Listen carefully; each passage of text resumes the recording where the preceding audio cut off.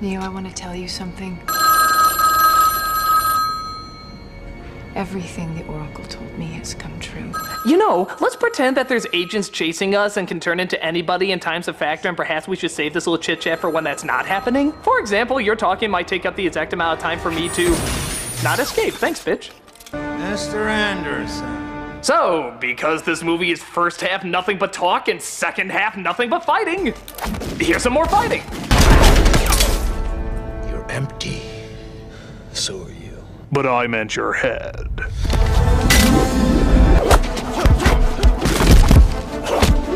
The thought occurs to me, Mr. Anderson, that we are far too dusty.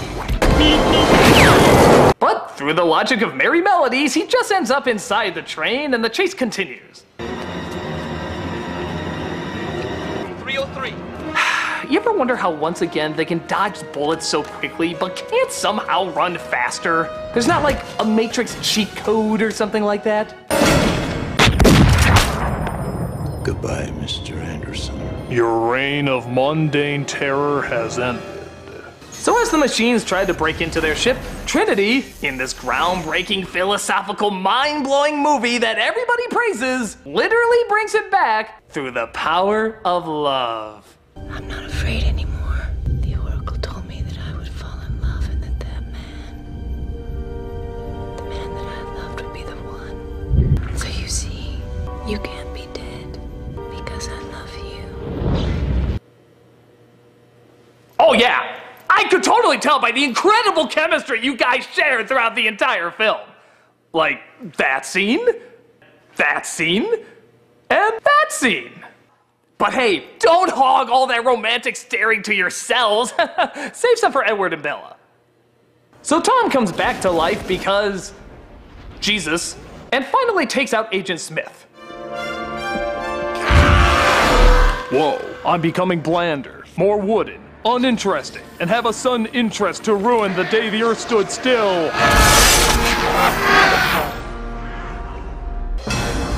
Drat, we've been foiled by the power of love.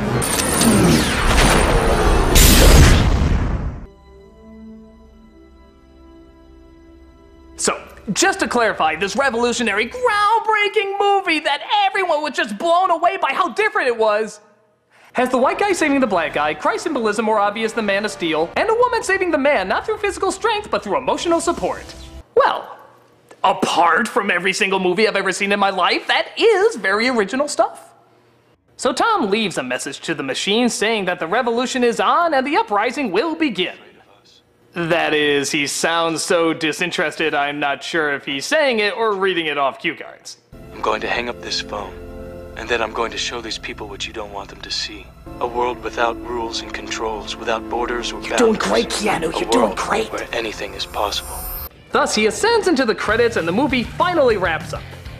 So, that was The Matrix, and is it really the masterpiece everybody's saying it is? Don't get me wrong, there's a lot of cool scenes and some very clever analogies. But there's also a ton of stuff that doesn't make sense, which would be fine if the characters were more fun and distracted us from that. But the leads are just so wooden and everyone else takes this material way too seriously. Almost like the writers think they're paving the way for some sort of new religion or philosophy. I remember when this film came out, everybody was saying this was the new Star Wars.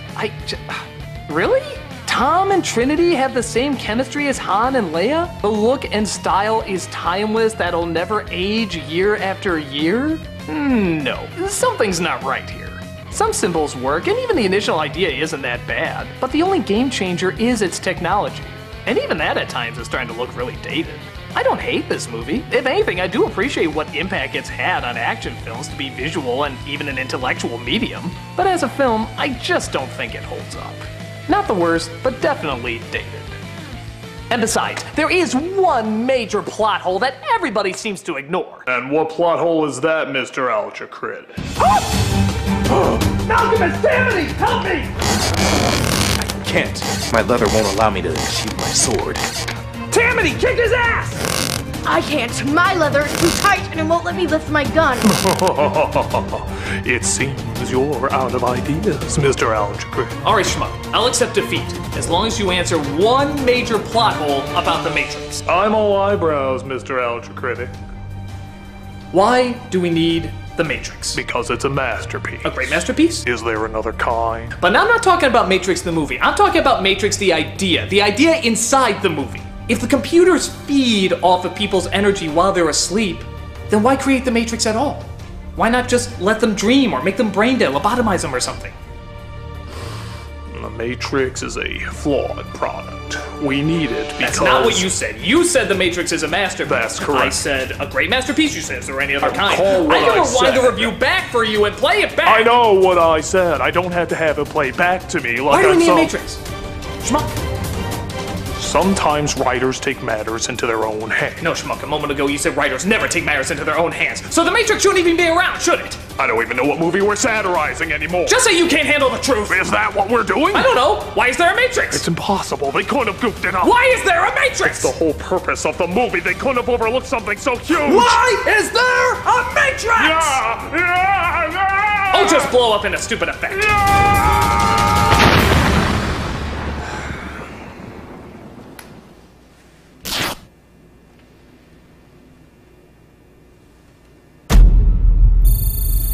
I know you're out there, people who don't like the Matrix.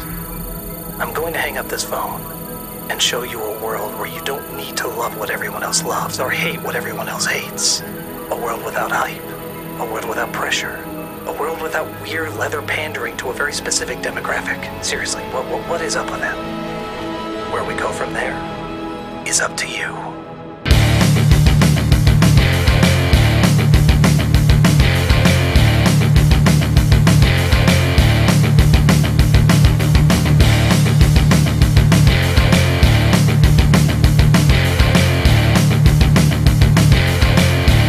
Hey guys.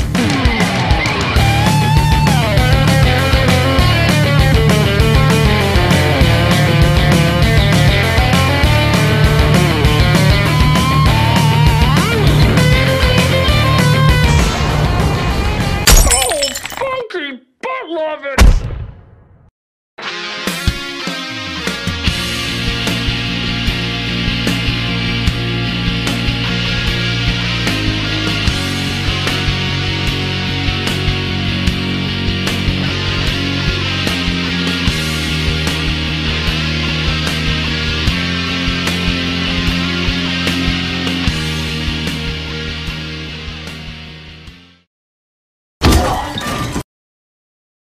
You mean artificial intelligence?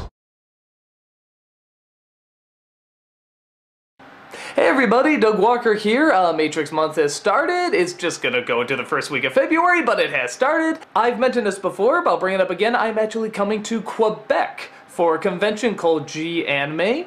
That is going to be January 23rd through the 26th.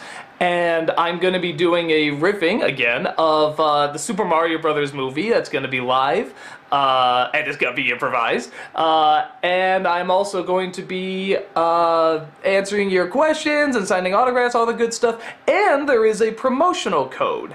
Apparently, if you type, or say, I should say, or however you do it, if you pre-register and you use this code, you can get $10 off. So if you want to come see me in Quebec, this is... I have no idea if I'll be coming back. I've never been to Quebec before, but this will probably be your only chance. Who knows? So if you want to drop on by and see me, that'd be wonderful. I love to see all my Quebec fans. And also keep checking out Matrix Month. That's about it, and I shall talk to you guys later.